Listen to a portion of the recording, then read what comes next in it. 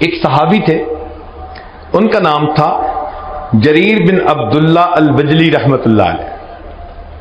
وہ جہاں بیٹھتے، جس مجلس میں بیٹھتے، نصیحت کی بات کرتے اور سب کو کہتے کہ بھائی میں نے نبی علیہ السلام سے بیعت کی تھی کہ میں سب کی خیر خواہی کروں گا۔ ان کا اپنا واقعہ ذرا سنیے، آپ کو لگے گا شاید کوئی دیوانہ آدمی ہے، مگر دیوانوں کی بات ذرا سنیے۔ گھوڑا خریدنا تھا، ایک آدمی کے پاس تشریف لے گئے، پوچھا بھئی گھوڑا دینا چاہتے ہو؟ اس نے کہا جی۔ کتنی پرائس؟ اس نے کہا جی میں 300 دینار میں یہ گھوڑا دے دوں گا۔ آپ نے گھوڑے کو دیکھا، فرمایا کہ نہیں تجھے اندازہ نہیں، تیرا گھوڑا زیادہ قیمتی ہے۔ اب گاہک خود مالک کو کہہ رہا ہے کہ تیرا گھوڑا زیادہ قیمتی ہے۔ اس نے کہا اچھا آپ 400 دے دیں۔ پھر گھوڑے کو دیکھا، فرمایا نہیں نہیں یہ اس سے بھی زیادہ قیمتی گھوڑا ہے، تجھے اندازہ نہیں ہے۔ وہ حیران، اس نے کہا اچھا جی پھر 500 دینار دے دیں۔ آپ نے پھر گھوڑے کو دیکھا، فرمانے لگے کہ نہیں میری اسیسمنٹ یہ ہے کہ یہ اس سے بھی زیادہ قیمتی ہے۔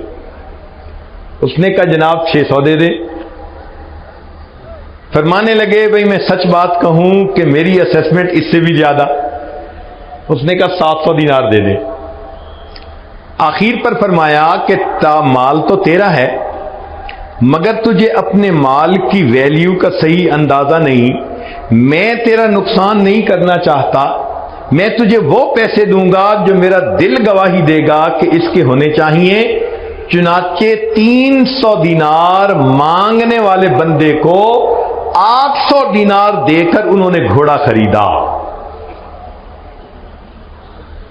کوئی سوچ سکتا ہے کہ اتنی خیر خواہی تھی ایک دوسرے کی؟ آج کے دور میں تو کسٹمر چاہتا ہے کہ بغیر پیسوں کی چیز لے جاؤں، اور جو مالک ہوتا ہے وہ چاہتا ہے کہ چیز دیے بغیر اس کی جیب کا پیسہ نکال لوں۔ یہ آج کل کی تجارت ہے، مگر نبی علیہ الصلوۃ والسلام نے خیر خواہی کا جذبہ دیا، اور اس خیر خواہی نے ایسا معاشرہ جنم دیا، ایک دوسرے کو اپنے اوپر ترجیح دینے والے، ایک دوسرے کے ساتھ خیر کا معاملہ کرنے والے۔ چنانچہ مشہور واقعہ ہے کہ جنگ یرموک میں ایک صاحب بہت زیادہ پیاسے ہیں اور آخری لمحے میں ہیں، اور وہ کہتے ہیں العطش، پیاس، سخت گرمی تھی۔ ان کے چچا زاد بھائی ان کے پاس مشک تھی، وہ مشک لے کے پہنچے کہ ان کو پانی پلائیں۔ جب ان کو پانی پلانے لگے تو اتنے میں کسی دوسری طرف سے آواز آئی العطش، پیاس۔ تو انہوں نے اپنا منہ بند کر لیا اور سر ہلا کر اشارہ کیا کہ دوسرے کو پلاؤ۔ وہ دوسرے کے پاس گئے، اس کو پانی پلانے لگے تو تیسری طرف سے آواز آئی، انہوں نے بھی منہ بند کر لیا۔ وہ تیسرے کے پاس گئے تو ان کے جاتے جاتے تیسرے فوت ہو چکے تھے، لوٹ کے دوسرے کے پاس آئے تو وہ بھی فوت ہو چکے تھے، جب پہلے کے پاس آئے تو وہ بھی فوت ہو چکے تھے۔ سوچئے اللہ کے حبیب صلی اللہ علیہ وسلم نے کیا خیر خواہی دی تھی کہ عین آخری وقت کی جو پیاس ہوتی ہے اس میں بھی وہ اپنے اوپر اپنے بھائی کو ترجیح دیا کرتے تھے۔ فرشتوں کو دکھانا تھا بشر ایسے بھی ہوتے ہیں۔ اللہ رب العزت نے اپنے حبیب صلی اللہ علیہ وسلم کو ایسی تعلیمات دے کر بھیجا، اور نبی علیہ السلام نے ایسی جماعت کھڑی کر دی کہ اصل مقصود یہ تھا کہ انسانیت کی عظمت واضح کرنی تھی۔ اللہ تعالیٰ فرشتوں کو دکھانا چاہتے تھے کہ دیکھو انسان ہو کر بھی ایسا ہوا جاتا ہے۔ فرشتوں کو دکھانا تھا بشر ایسے بھی ہوتے۔ چنانچہ ابو السندوری رحمۃ اللہ علیہ کا مشہور واقعہ ہے کہ ایک مرتبہ حاکم وقت 4-5 علماء تھے، ان سے ناراض ہو گیا اور اس نے فیصلہ کیا کہ ان 4-5 کو بلا لو اور ان کو میں بس قتل کروا دیتا ہوں۔ چنانچہ ان کو گرفتار کر لیا گیا اور ان کو بادشاہ کے سامنے پیش کیا گیا۔ جب ان کو قتل کیا جانے لگا تو بادشاہ نے دیکھا کہ ابو الحسن نوری سب سے آگے ہیں، باقی لوگ پیچھے کھڑے ہیں۔ اس کو اندر سے ابو الحسن نوری سے کچھ نہ کچھ عقیدت تھی، اور یہ چاہتا تھا کہ میں کسی اور کو قتل کروں اور پھر بہانہ بنا کر ڈرا دھمکا کر باقیوں کو میں کہوں گا کہ چلو میں نے معاف کر دیا۔ اب اس نے سوچا کہ بھئی سب سے پہلے ابو الحسن نوری ہیں، تو میں کیسے ترتیب کو بدلوں؟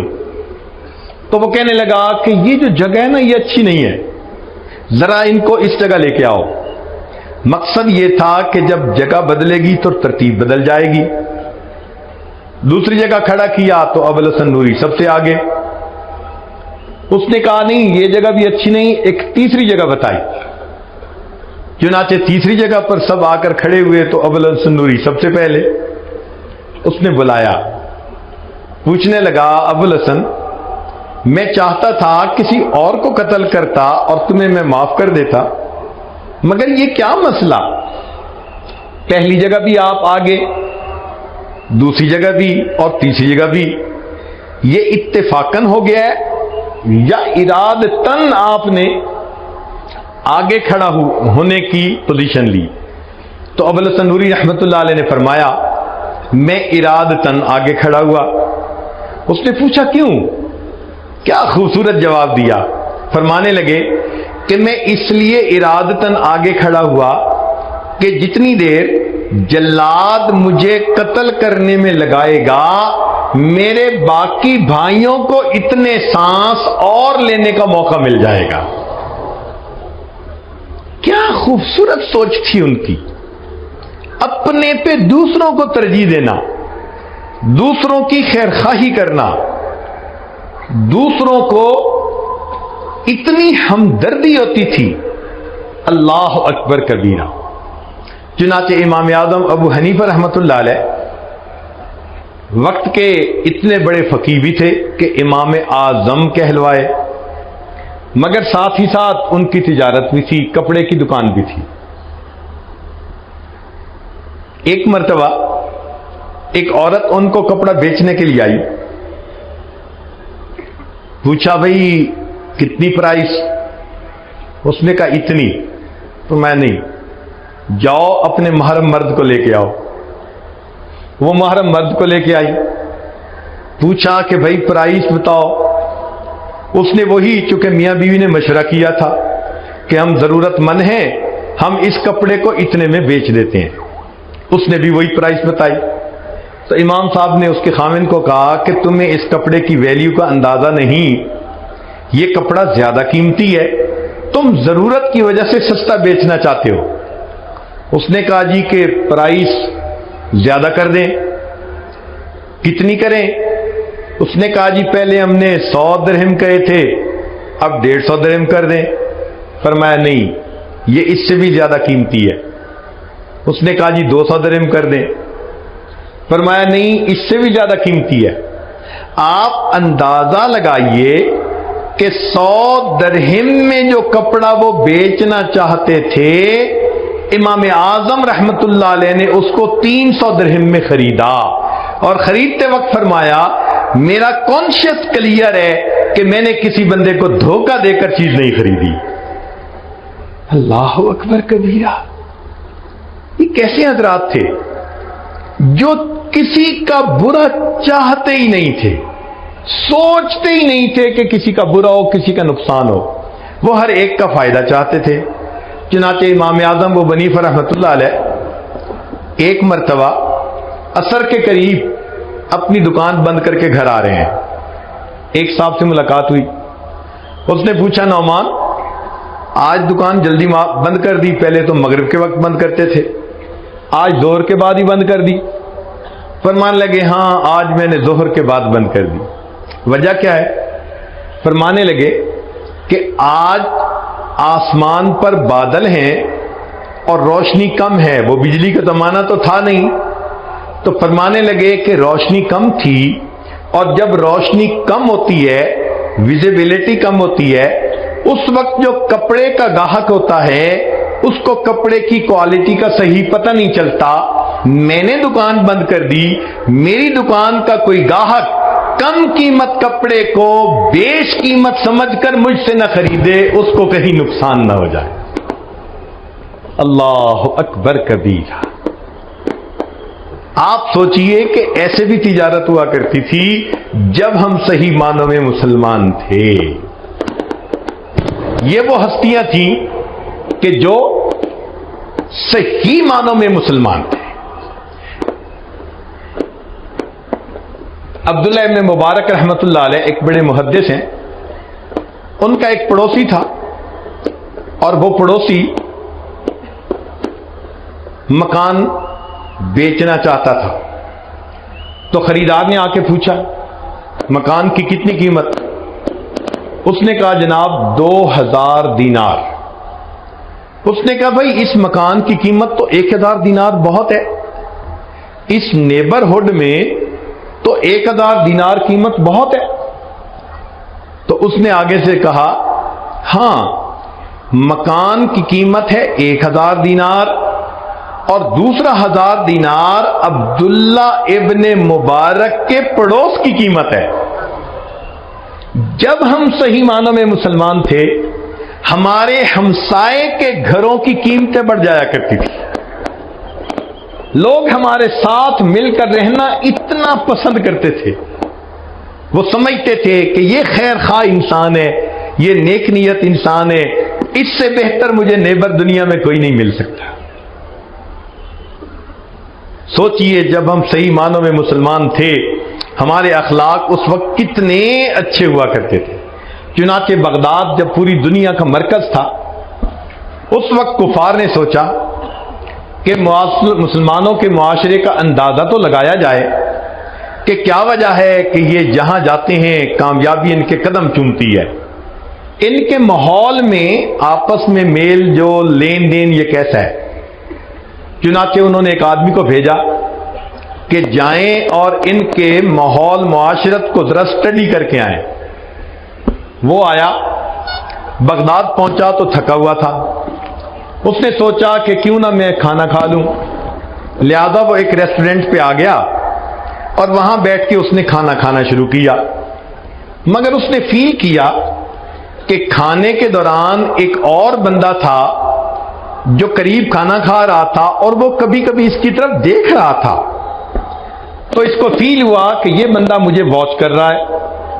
اس نے دل میں سوچا میں پردیسی ہوں، نووارد ہوں، یہ ذرا میری شکل کو دیکھ کے پہچان رہا ہوگا کہ یہ باہر سے آیا ہے۔ خیر اس نے کھانا کھا لیا۔